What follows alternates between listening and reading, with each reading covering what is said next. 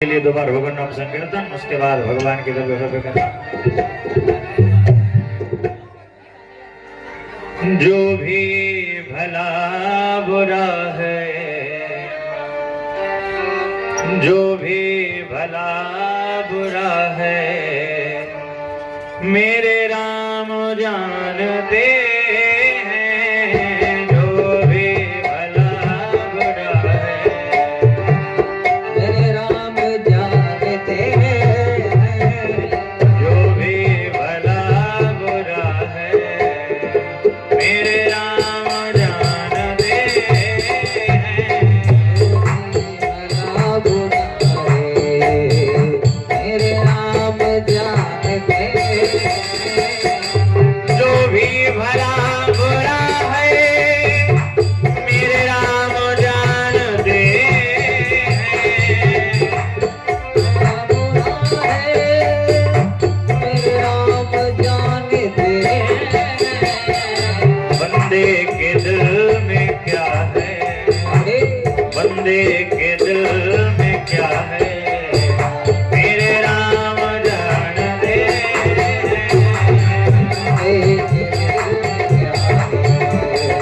मेरे राम जानते हैं। जो भी भला बुरा है, मेरे राम जानते हैं।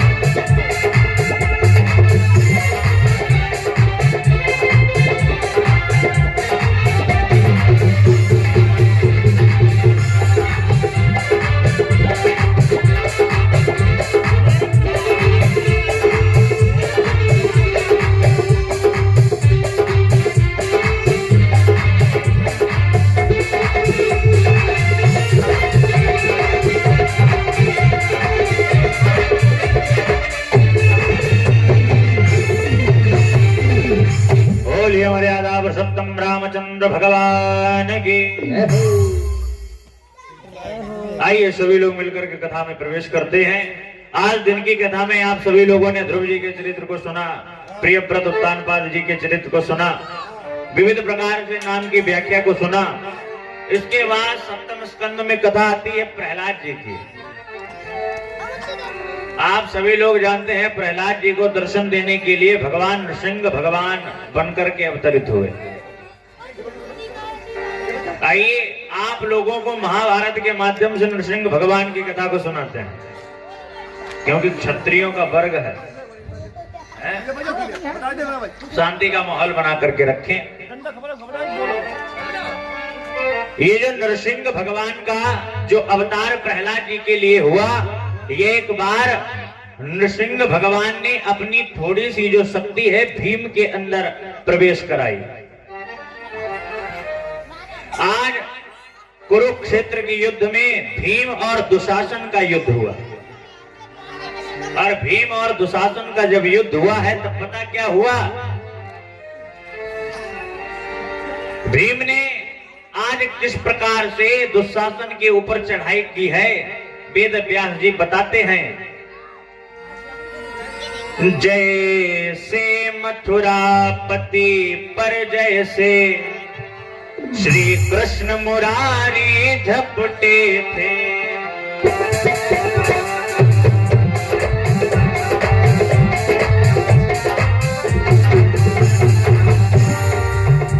जैसे मथुरापति पर जैसे श्री कृष्ण मुरारी झपटे थे,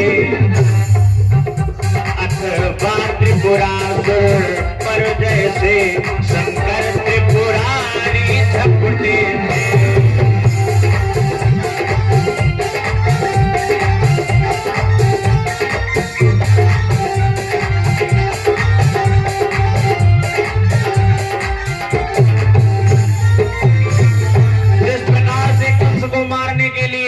भगवान श्री कृष्ण ने चढ़ाई की थी, जिस प्रकार से त्रिपुरासुर को मारने के लिए भगवान शंकर ने चढ़ाई की थी, आज ठीक उसी प्रकार से भीम ने क्या किया, दुशासन का वध करने का प्रयत्न किया।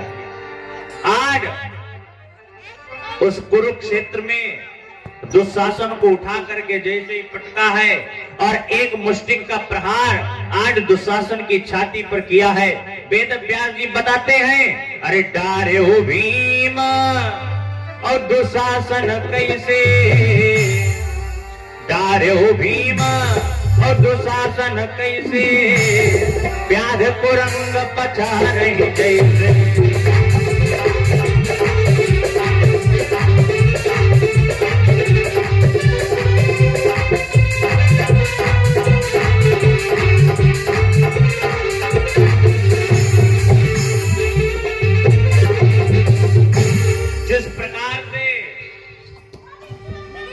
एक शेर हाथी के ऊपर झपटता है, ठीक आज उसी प्रकार से भीम दुशासन के ऊपर झपटे हैं।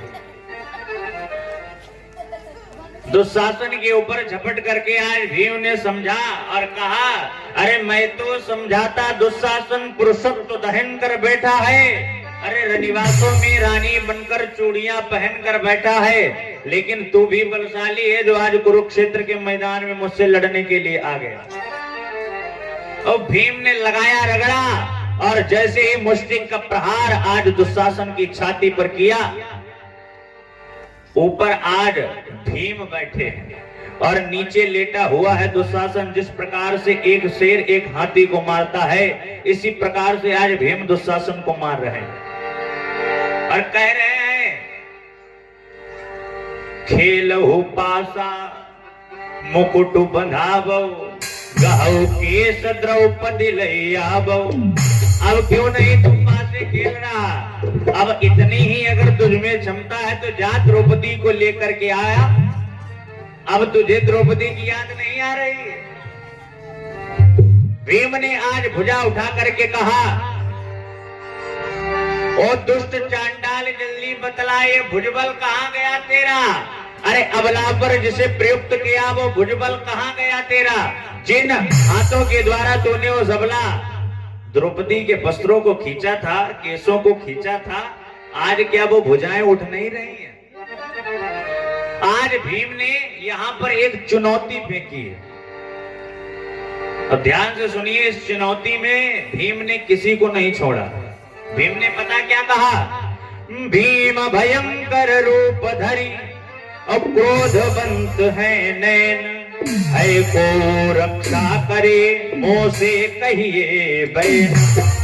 आज आंखें लाल लाल करके भीम ने क्या किया? एक चुनौती फेंकी। भीम ने पता क्या कहा? असुर नाग नर सुर पुरंदर धरणी सिंधु मेरु गिरिकंदर, कुरु पांडम्मा जेते क्षत्रिय कृष्ण सहित यदुवंशी यत्री, सूर्य चंद्र तुम देखत आखी, सूर्य चंद्र तुम दोनों साक्षी, तीन लोक देखत हो आखी। और आज भीम है भुजा उखारत रक्षा करो दुशासन मार।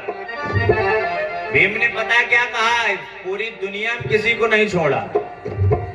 अब यहाँ तक कुरु पांडव, कौरव में पांडवों में जो भी था उन सबको चैलेंज कर दिया। कोई हो तो आज आकर के दुशासन को बचा ले। आज मैं इस दुशासन को मार के ही छोड़ूंगा। अच्छा, जैसे ही ये बात अर्जुन के कानों में पड़ी, अर्जुन ने जैसे सोचा बताओ, आज इनके अंदर इतना बल ज्यादा आ गया, लोगों को तो चैलेंज कर रहे थे, कोई बात नहीं, हमको चैलेंज कर रहे, साथ ही साथ कन्हैया जी को चैलेंज कर रहे, और साथ ही साथ असुर नाग नर सुरव परंदर देवता गणों को बताओ आज चैलेंज कर रहे हैं। और जिस पुत्र के सामने, जैसे कोई पिता है, बुजुर्ग है, कोई बात नहीं, लेकिन जब तक पुत्र ताकतवर है तो उसके सामने कोई उसके पिता को चुनौती नहीं दे सकता। जानता है पुत्र गोली मार देगा, चुनौती दे सकता है अगर पुत्र बलवान है। अर्जुन ने कहा बताओ, हमें तो ये चैलेंज कर रहा, कोई बात नहीं, लेकिन बताओ आपको भी चैलेंज कर रहा। जैसे ही ये बात अर्जुन ने सुनी, अरे सुनत ही पारथ, सुनत ही पारथ के ऋषि बाढ़ी, तीक्षण सरनि खंगते काढ़ी।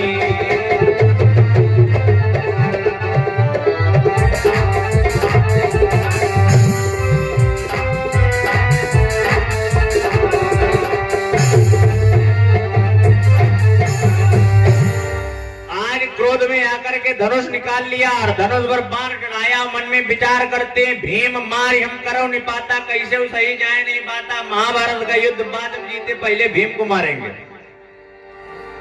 अब जैसे धनुष बाण लेकर के आज भीम की ओर बढ़े, भगवान ने कहा शांत हो जाओ, तुम्हारे बस की बात नहीं है जो तुम भीम को मार पाओ। पता है आज ये भीम कौन है? भीम कोई आज साधारण व्यक्ति नहीं है। भीम पता कौन है? मैं नरसिंह और रूप बल लीना, सोई भीम अंग परवेशित कीना। जब मैंने प्रहलाद की रक्षा करने के लिए नृसिंह भगवान का अवतार लिया था, आज उसमें से थोड़ा सा जो क्रोध का अंश है वो भीम के अंदर हमने पहुंचा दिया। कहा आज भीम से कोई नहीं जीतने वाला। अरे इंद्र कुबेर और वरुण की होई, आज भीम से जितव न कोई।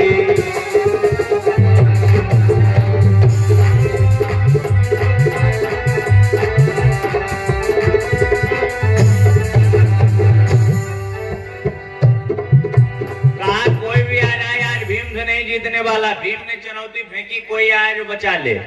पासी में नकुल खड़े थे। भीम ने क्या कहा? भीम ने नकुल को बुलाया, कहा जाओ द्रौपद सुता को बुला करके ले आओ। पलमा गयो नकुल चली भवना, द्रौपद सुता अब कीजे गबना। द्रौपदी जी से जाकर के कहा कि भीम ने आज दुशासन को पटका है और आज उसकी छाती पर बैठ करके लहू पी रहे हैं, और आइए आज आपको भीम जी बुला रहे हैं। जैसे ही ये बात द्रौपदी के कानों में पड़ी, तुरंत ही द्रौपदी वहां से चल पड़ी। द्रौपदी जैसे ही आई, द्रौपदी ने देखा कि आज भीम जी मुष्टिक का प्रहार किए हुए बैठे हैं, नीचे दुशासन लेटा है, तुरंत ही आज बलिहारी लेने लगी। धन्य धन्य तुम धन्य ब्रकोदर, कहिबे का तुम 5 सहोदर, तन मन धन ही निछावर कीजे, तुम पर प्राण वारी दे दीजे। कहने को तो तुम 5 भाई थे, 5 पति थे, लेकिन जो मुख्य कार्य बदला लेने का था वो तुमने ही किया। महाभारत के युद्ध में सबने अपनी अपनी प्रतिज्ञाएं ली हैं कि मैं इसको मारूंगा, मैं उसको मारूंगा। मुख्य प्रतिज्ञा अर्जुन ने ली थी। अर्जुन ने कहा ये सब दिखने में ये जितने बाबा बैरागी लग रहे हैं ना, ये सब 1 नंबर वाले हैं। अर्जुन ने प्रतिज्ञा पता क्या ली थी? गुरु द्रोण भीष्म और नीच कर्ण, तुम दुर्योधन के चेहरे हो, और कंठी माला में फिरे हुए तुम बगुला भगत लुटेरे हो।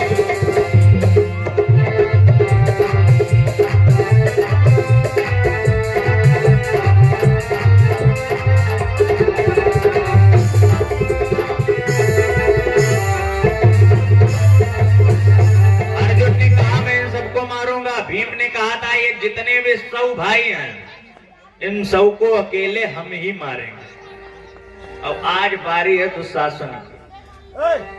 और जैसे ही द्रौपदी ने कहा करके कहने को तो तुम 5 लोग थे, लेकिन जो मुख्य कार्य था वो तुमने किया। आज भीम ने पुनः एक चुनौती फेंकी और भीम ने पता क्या कहा? अरे जो सगा कहाता हो इसका, जो सगा कहाता हो इसका, अरे इसकी रक्षा को आए अब।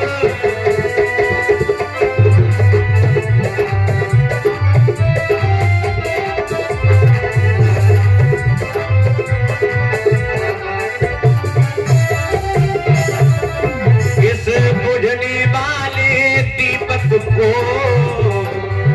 इस बुझने वाले दीपक को आधे से आज बचाए अब।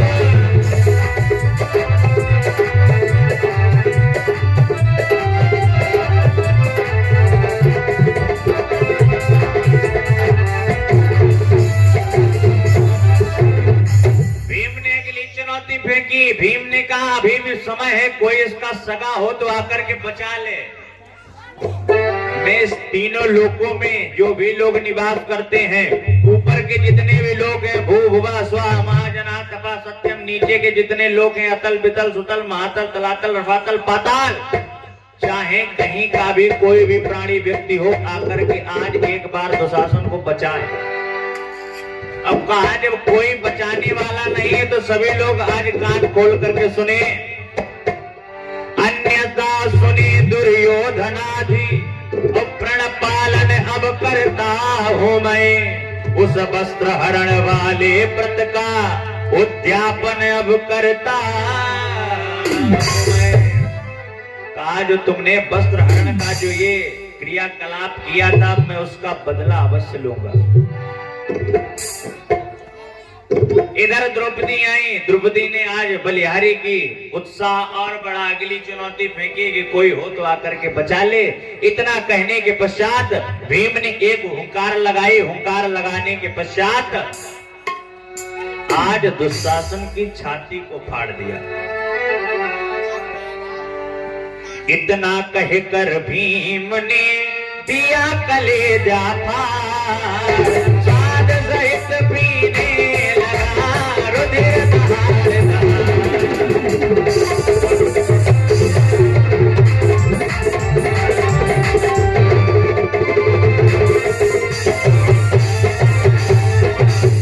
दुशासन की छाती को बीच से चीरा और हाथ में इसे अंजलि में लहू लेकर के आज द्रौपदी के बालों में डाला। और द्रौपदी के बालों में डाल करके भीम पता क्या कहता है? सींचो सोनित से सींचो अब। जिस दिन से दुशासन ने बालों में हाथ लगाया है, आज तक द्रौपदी ने अपने बालों में कंघी नहीं की। प्रतिज्ञा ली थी ये बाल कियो कार्पिन से नहीं, दुशासन के खून से बनेंगे।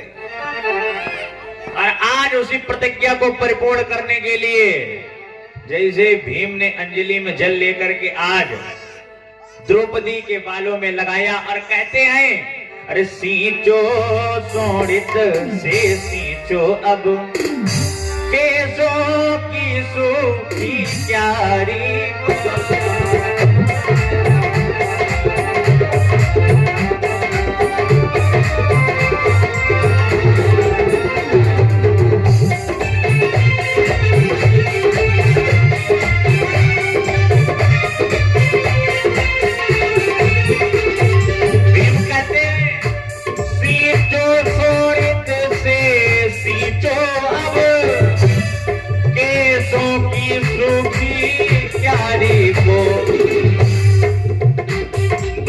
तो गुड़हल के फूलों से भर दो गुड़हल के फूलों से इस मुरझाई फुलवारी को।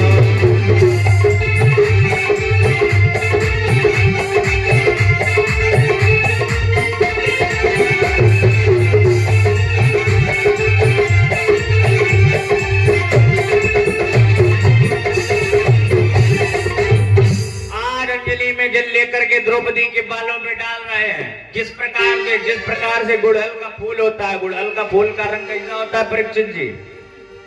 गुड़हल का फूल कैसा होता है? लाल होता? तो कहने का तात्पर्य जिस प्रकार से गुड़हल का जो फूल लाल होता है उसी प्रकार से आज लाल लाल जो रक्त है ना वो द्रौपदी के बालों में लगा रहे हैं। और जो बाल इतने दिन से जो बालों में कंघी नहीं की थी उन बालों को आज तेल की जगह वो खून डाल डाल करके सही कर रहे हैं जो आपस में उलझ गए थे। आज भीम कहते हैं, अरे हो जाने दो रंगीन आज, अरे हो जाने दो रंगीन आज रानी इस घटी घटाओं को।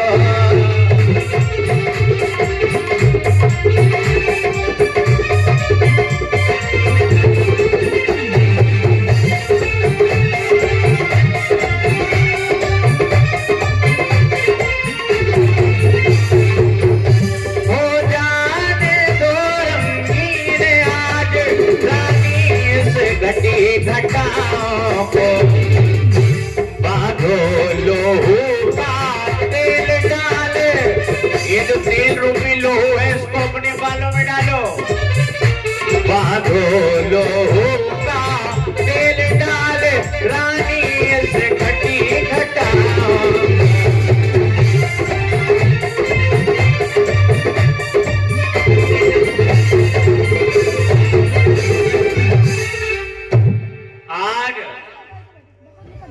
विधिवत प्रकार से खून के द्वारा द्रौपदी के बाल जो उलझ गए थे इतने दिन से भाई कंघी नहीं किए थे बालों में, तो खून के द्वारा आज उन बालों को सही किया। वेद व्यास जी बताते हैं जब द्रौपदी के बालों में खून डाला गया तो द्रौपदी का आज स्वरूप कैसा लग रहा है। वेद व्यास जी बताते हैं, अरे अरुण वरुण मां और सोहत कैसे। उस युद्ध स्थल में आज द्रौपदी का जो चेहरे का आभा प्रभा है आज किस प्रकार से द्रौपदी जी लग रही है। अरुण वरुण मां और सोहत कैसे असुर युद्ध महाचंडी जैसे।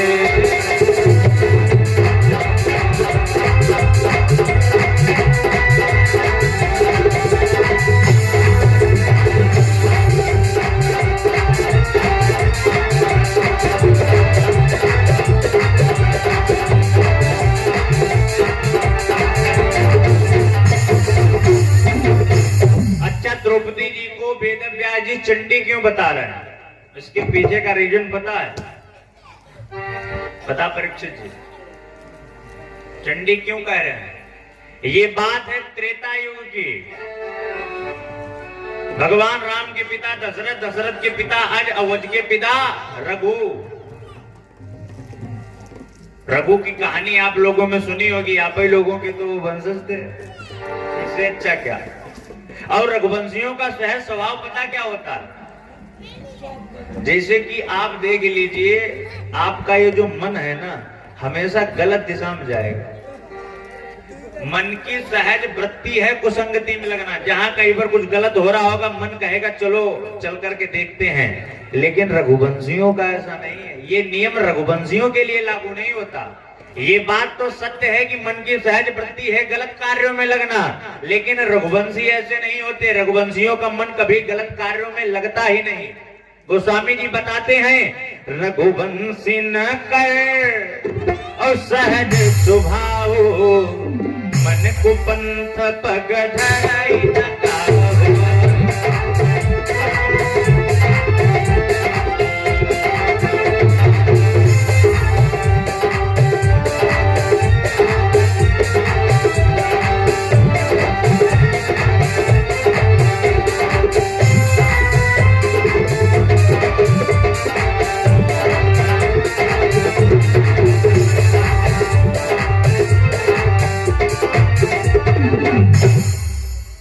रघुवंशियों का कभी भी मन गलत कार्य में नहीं लगता।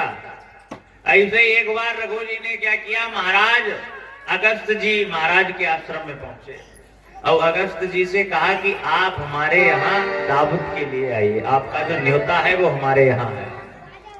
ये वही अगस्त जी हैं। एक बार कुंभज ऋषि पाही, ये कुंभज ऋषि ही अगस्त ऋषि है, इनके नाम अलग अलग है। अगस्त जी से बड़ा कोई दुनिया में संत ही नहीं हुआ। अगस्त जी पता कैसे संत है। एक बार दो राक्षस हुए, एक राक्षस का नाम था इलवल और एक राक्षस का नाम था बातापी। दो के दोनों भाई, दोनों को वरदान ये था कि चाहे कोई भी इन्हें मारेगा और काटेगा, ये मरेंगे नहीं। तो पता क्या करते थे, विभिन्न प्रकार के ऋषि मुनियों को अपने यहाँ बुलाते थे। और जो छोटा भाई बातापी क्या करता था, इलवल को काट काट करके साधुओं को खिला देता था खीर के साथ। और बाद में जब सभी लोग जलपान इत्यादि करते थे, उसके बाद में वो बातापी कहता था, भैया इलवल बाहर आओ। तो जिस जिस के पेट में जो जो अंग गया वो पेट फाड़ करके बाहर आ जाता था। तो इस प्रकार से अनेक ऋषि मुनि माने जाने लगे। ऐसे फिर अगली सभा बुलाई, फिर सभा बुला करके क्या किया, फिर इस बार क्या किया, इलवल ने बातापी को काट काट करके खिला दिया। और जब जलपान करने के पश्चात जब ऋषिगण खड़े हुए तो इलवल ने कहा, भैया बातापी बाहर आओ। तो पेट फाड़ करके बातापी बाहर आ गया। एक बार की बात, अगस्त जी भैया उन्हीं सभी लोगों की टोली पहुंचे। बातापी ने क्या किया, इलवल को काट करके खिलाया। अब बाद में वो कह रहा, भैया इलवल बाहर आओ। अगस्त जी ने कहा, बाहर तो तब आए जब अंदर गया हो, अभी तो दाढ़े मिल गया है। तो अगस्त जी कोई साधारण ऋषि नहीं है। यही वो अगस्त जी हैं जिन्हें राम जी ने अपने यहाँ भोजन करने के लिए बुलाया था और पानी पीने के लिए द्वापर में जाकर के पहुंचे। समझ लो, इतना ज्यादा भयंकर ऋषि कोई है ही नहीं। खाना खाने के लिए त्रेतम बुलाए जाते हैं, तो पानी पीने के लिए पूरे एक युग की छुट्टी द्वापर में बुलाया जाता है। समझो इससे खतरनाक क्या। आपको कोई खाने के लिए बुलाया तो पानी के लिए अलग से थोड़ी पूछेगा, खाने के साथ हम आप सोचेंगे पानी मिलेगा। अब ये थोड़ी ना कि आप किसी घर जाए वो कहे, भैया खाने के लिए बुलाया था, पानी जब अगली बार न्योता करेंगे तब आना। तो ऐसे ही अगस्त जी के पास रघु जी हाथ जोड़ करके पहुंचे, बोले, महाराज आप हमारे यहाँ आमंत्रित हैं। अगस्त जी ने पता क्या किया, अगस्त जी ने मना कर दिया। बोले, आप कैसे भी हो लेकिन आप एक राजा हैं और राजा का जो घर है वो कर से चलता है। वैसे तो अगर आप क्षत्रिय हैं तो क्षत्रिय का पता धर्म क्या है। क्षत्रिय का धर्म भुजबल ते और वसुधा कर भोगा। क्षत्रिय वही जिसकी भुजाओं में दम हो, जिसकी भुजाओं में दम नहीं वो क्षत्रिय नहीं। भुजबल ते और वसुधा कर भोगा, ज्ञानी ते सुकर ही मुनि होगा।